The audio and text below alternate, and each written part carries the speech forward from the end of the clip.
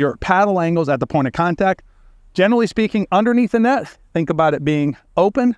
As you come up, think of it like being a moon, and I'll do it from the side in a second. Kind of closes around here, like neutral, around here. And then it closes. Not quite as much, but it closes a little bit here. So you can hit the ball into the court down like you want to. So think about it being like a C or like a moon. Hope you're having a great day. This is the one pickleball video that you did not know you actually needed. In this video, I'm going to be sharing paddle angles with you, both open, closed, as well as paddle up, paddle down. We're going to go through some different progressions to show you some of the limitations that may be impacting your play based on not having a full understanding, perhaps, of paddle angles this way or this way. If we haven't met before, my name is Tony Roig. I'm a master teaching professional as well as a senior professional pickleball player. All right, let's start with the idea of paddle angles being open and closed. So when you think about a paddle angle being open, we're focusing on this side of the paddle, the side you can see. We're focused on the paddle being open would look like this. From the side, it looks like this. So remember, we're focusing on this side of it. Looks like this. A neutral paddle angle, right, is 90 degrees to the court, would look like this, or from your perspective, like this. And then a closed paddle angle would be like this. From your angle, would be like this. The reason it's really important to understand this is because it impacts the shots that you're hitting when you play. And it also has some difference on your grips, which I'll explain in a second. But basically, whenever your paddle is underneath the net, so you're hitting a ball underneath the net, you want that paddle to be open because the ball has to clear the net. The ball has to go up. If you hit the ball from here like this, unless you're brushing on it, which is difficult, the ball's going to go into the net. If your paddle is like this and you're brushing on it, more chance of it going into the net. So the more closed it is, the higher the chance it's going to go into the net.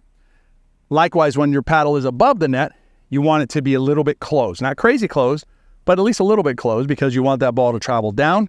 If you hit the ball with an open paddle from here, that ball's going to sail out, which a lot of times happens with our volleys when we hit them like this, right? That ball hit the fence, basically, because my paddle was too open at the time that I made contact with the ball. Likewise here, paddle too closed, ball's going to go into the net. When you look at Dinks, similar situation, right? If you're watching this video at the time that it got released, I got good news for you. You get to join us for the 2024 Pickleball Summit. I'll put a link down below and up here. Get a ticket to the summit. We have a great panel of presenters, including the #1 doubles pro player right now, bronze medalist at the recent PPA in women's singles, great pros, great experts, and a bunch of players just like you having fun and learning pickleball. Get your free ticket below or up here, and I'll see you at the summit. When you look at Dinks, similar situation, right? If I go with an open paddle, that's going to go over the net nice and relaxed, nice and crisp. If I go with a flat paddle here and the same technique, it's going to go into the net because my paddle is too close. It's neutral in that case. So as you play, you want to think about your paddle angles at the point of contact. Generally speaking, underneath the net, think about it being open. As you come up, think of it like being a moon, and I'll do it from the side in a second. Kind of closes around here, like neutral, around here. And then it closes. Not quite as much, but it closes a little bit here. So you can hit the ball into the court down like you want to. So think about it being like a C or like a moon. And then from the backhand, it's the same thing. So it's basically like this, and you can find the right paddle angle for any spot on the court. From your side, it would look like this. So this is above the net. As you get to around here, it goes to about flat, about neutral around here. And then underneath the net, it opens up.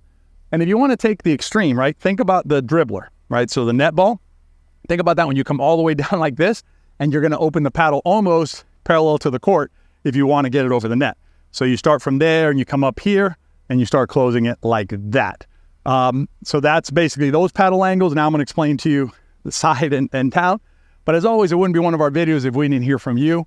Let us know, is there a concept like this, something that you're like, you know, I've always wondered about this detail, apparently detail because it's really important in your game.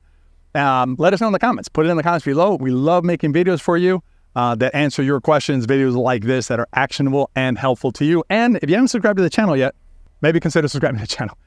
We do content like this that's actionable and helpful. So hit that subscribe, hit that bell button, and you'll get notified of future videos. All right, let's talk about this versus this. And I'm focusing more on paddle angles right now than I am about arm conditions and things like that.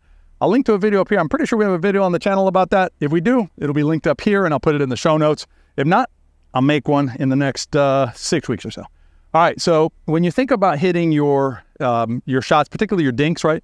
What we're talking about in your third shots is if your paddle is like this, it's going to be harder for you to maintain that open paddle angle with your paddle out to the side like this than it is if you bring it down like this. Same here and here.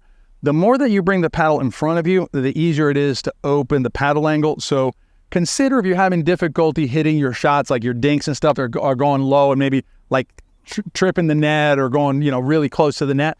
Consider, instead of hitting them like this, consider dropping the paddle so that you can lift it more. If you watch pro players like J.W. Johnson's a great example of it, one of the top men players right now. When he hits his dinks, you'll see him kind of scoop it like this on this side and then like this on this side, right? Just kind of scoops it. He's using he's dropping the paddle head to give himself more loft on his dinks and avoid those mistakes. One last area I want to share with you has to do with paddle grip, specifically on paddle angles. So if you play with a Western grip, which is a grip that looks like this, some players call it Eastern, but if you play with a grip that looks like this, where the front of your paddle, the forehand is down to the court on a natural position in front of you like this, what happens there is your paddle angle starts closed. So if you're dinking forehands, you need to open that paddle up so that you can get it over the net. Same thing over here on the backhand. See how open that paddle is up here, right? I need to be able to modify that this way. Usually most players who have this kind of grip will use their offhand to push it over, because if I'm like this and it gets driven here, what's going to happen? It's going to pop it up. So that's an example of how your grip will affect your paddle angle at the point of contact. Super important part of the sport.